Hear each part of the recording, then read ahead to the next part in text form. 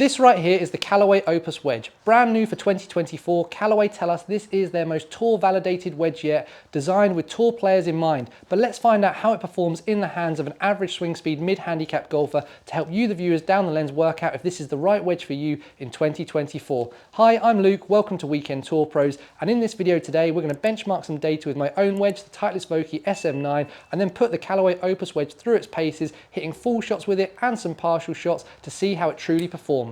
Let's get stuck in.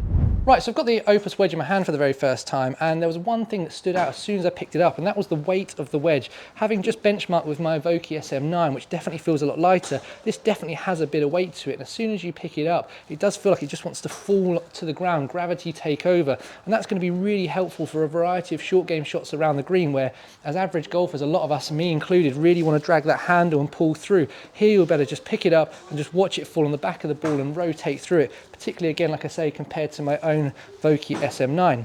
One of the big things that Callaway talk about with this wedge is they've designed it with their tour players in mind, and it is a tour preferred shape. There's a couple of things they call out that I can also really notice as well. The first thing is that toe of this wedge. It has got a little bit more height and a little bit size to it, and you can really see there is just a little bit more club on this part here. And again, it's not something that offends me in any way, shape or form. Maybe not the type of golfer that opens the face up and lays it down enough to use that part of the wedge, but it is noticeable that it is there.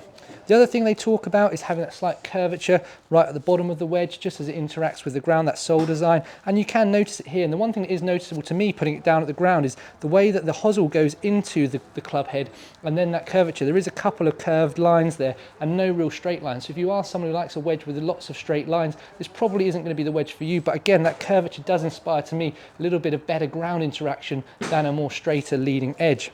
The other thing to call out is it has got a really minimal thickness of top line. Again, that will appeal to lots of golfers down there. Overall, a really, really nice package. Really like the looks of it when you turn it over. Really like the looks of it from behind as well. It's just a really sleek, nice looking wedge, and I'm really keen to start hitting some shots. So let's do that. So this is going to be my first shot with the Opus wedge. And like I say, I've benchmarked with my own Vokey SM9 already, so really keen to see just how this compares. We've got a 54 degree in both of them. We've got the S grind in both, which is quite a standard grind in both of them. The only difference is this Opus does have 2 degrees more bounce. Really can feel that weight of this club. Definitely does want to just gravity take over, and really enjoyed the feel of that. It's come off the face really nice. Carried it at 85 yards, spin rate at 8-9.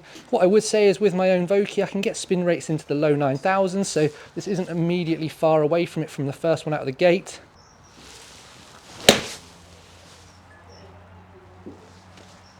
Does deliver a really nice ball flight. I've enjoyed that both shots. Spin rate's very consistent there. That one's carried a couple of yards shorter. Just trying, as you can see from my club head speed a little bit down, just trying to just, again, let that club head weight really take over and do the work for me. But spin rate at 8.883 is very, very similar. That one felt brilliant. It's got a really nice feel off of the face of it, if I'm honest with you. I do like the feel of it. That one there, it's just, strike has been a little bit better. You can see it's just crept up on that impact location a couple of grooves higher. And what you've seen as a result, we've got a jump up in that ball speed and a jump up in that carry distance to 87.5 yards. Spin rate was a fraction lower there though, at 8.2. I think I've caught that a little bit cleaner because it's just launched a little bit lower. Maybe that more tour preferred launch. Yeah, caught it a little bit out the toe as well. So maybe not as good a strike, but interestingly, we've caught it out the toe. We've got 9,000 RPM of spin from there. It was noticeable, it definitely sounded, felt not as good as maybe the first couple of strikes, so it was noticeable to me that something had happened differently there. Wasn't maybe immediately clear that it was out of the toe, but definitely noticeable that I did do something a little bit different. The weight of this feels great. I absolutely love the weight of it in my hand.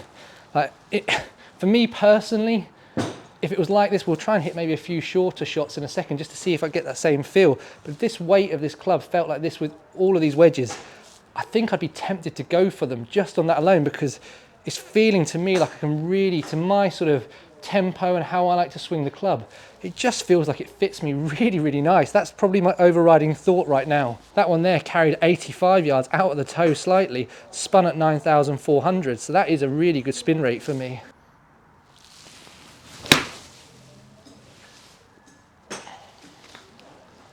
I actually just hit that one whilst doing a little drill that I'm working on at the moment, and as you can see there, got an absolutely brilliant strike location out of it, carried it at that 80.5 yards.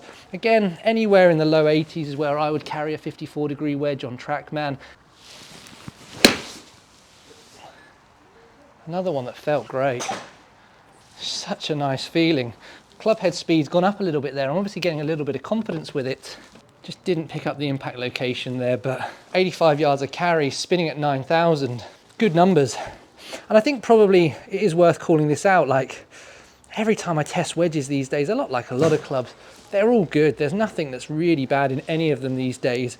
It's just a case of which one feels better for you and suits your swing a little bit better. And it just might be that this one suits my swing a little bit more than my own wedges do. And all of a sudden I'm getting the confidence to turn through the ball and rotate because it just feels effortless. And as you can see there, my ball speed up. Again, unfortunately, TrackMan's just not picked up the impact location there. But again, you can see there, look, I'm just getting some confidence here. And all of a sudden I'm hitting some long wedges as well. Just love how quickly they're stopping. Obviously, you would expect that from a 54-degree wedge right that you're hitting out the middle. Stopping after a yard, spinning at just under 9,000 with that lovely ball flight. Just want to see if I'm going to put this one back in my stance just a little bit more and just see what happens. Just tugged it maybe, just pulled it ever so slightly, shut the face down on it.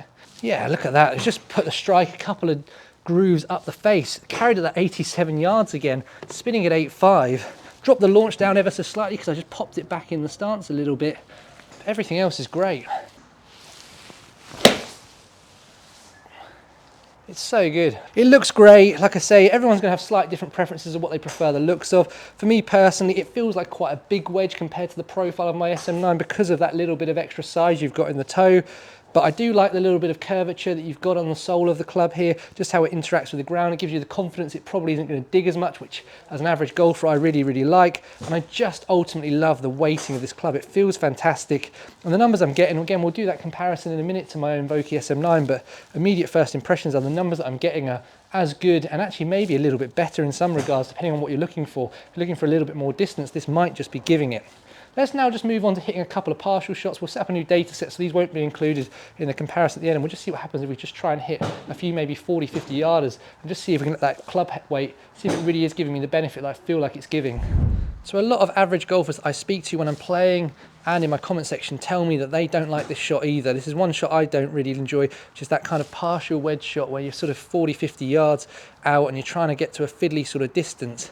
That's what we're going to try and hit here. There is a 50-yard marker out on the range. The TrackMan's set up to the left of it, so we are aiming to the left of it, but that's sort of my yardage gauge that we're trying to get to. I'm just going to try and see if I can get this club up to about here and just let it fall on the back of the ball and see if I can just turn through it with my chest and just deliver that really good quality of strike.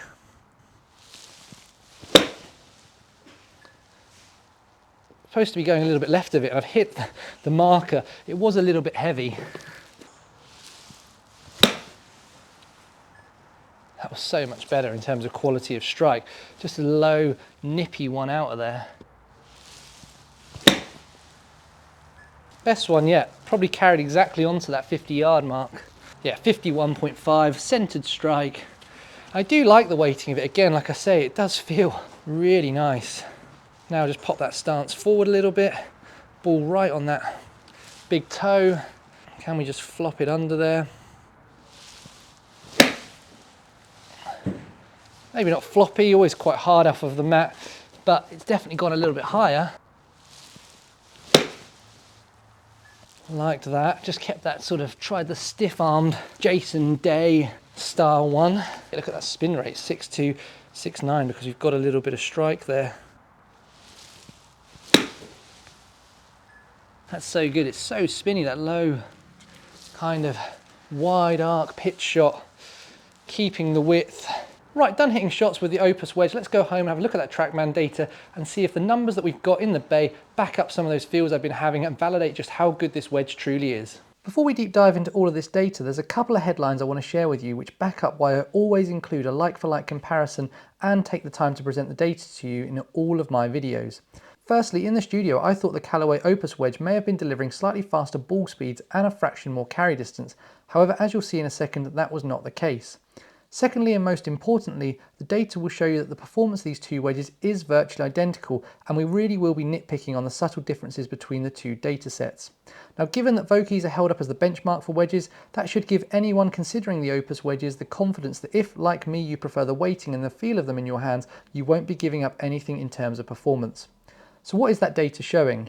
Well, starting on the left-hand side, you'll see that ball speeds with the Opus wedge were near identical, albeit off a fraction slower clubhead speed, meaning the smash factor was a little bit higher than with my Vokey SM9. As you'll see, my striker location was also incredibly consistent with the Opus wedge. Again, I'm not sure if it was the weighting of the club that helped with that, but it certainly felt easy to deliver a good strike pattern. Spin rates were also near identical, however the Callaway Opus did deliver a fraction less spin than my SM9 on average. Ball flights were slightly stronger on the other hand with the Callaway Opus wedge. The launch angle was 0.4 degrees higher, peak heights were 0.8 feet higher, and land angles 0.5 degrees steeper. Now I'll just bring that similarity to life for you by showing you the side-on view of all the shots that I hit in the studio. Carry distances were also near identical, with the Callaway Opus wedge only 0.3 yards shorter. However, both wedges stopped just as quickly as each other after 1.4 yards, backing up just how similar those ball flights and spin rates really are. Finally, you will see that my dispersion was tighter with my Vokey SM9, however it is worth calling out the sample size is smaller, and if I took out the furthest shot left and right with the Opus wedge, the patterns would have been incredibly similar. So my final thoughts on the Callaway Opus wedges are that I really like them, and I'd be more than happy to game these wedges, no questions asked. I really enjoy the feel of the wedge, and as I've touched on multiple times in the video, the weighting in particular really suits the way that I like to swing the golf club. And as we saw from that TrackMan data, it really can keep up with the best wedges available on the marketplace today. Callaway also offer these wedges in a variety of different lofts, grinds, bounces and colour options, meaning there really is a way of dialing these wedges in to be perfect for you too, to suit your course conditions, your swing and the way you like your golf wedges to look.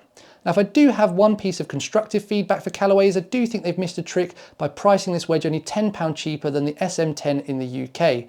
I've never played Callaway wedges before, and for that price point I'd probably be more inclined to take the safer option of something that I know and just upgrade to the SM10s. However, I do think if they price these wedges say £25 to £30 cheaper, I'd be more inclined to take a punt on them and give them a go, and if they did work out for me just like I think they might do based on the testing that I've done, then I would be a Callaway wedge player for the next couple of iterations and they'd have my custom in the long term.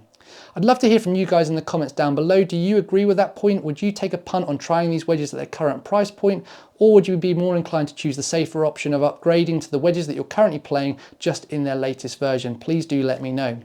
All's left for me to say is if you like the video, please do hit that thumbs up button. It really does help golfers like you to find my videos on YouTube. And if you're not yet subscribed to Weekend Tour Pros, where have you been? We're growing at a rate of knots and I'd love to have you as a follower of the channel, so hit that subscribe button down below. And if you also ring that bell icon, you'll get a little notification every single time one of my videos lands on YouTube. Thank you so much for watching. I hope you have a great day. Goodbye.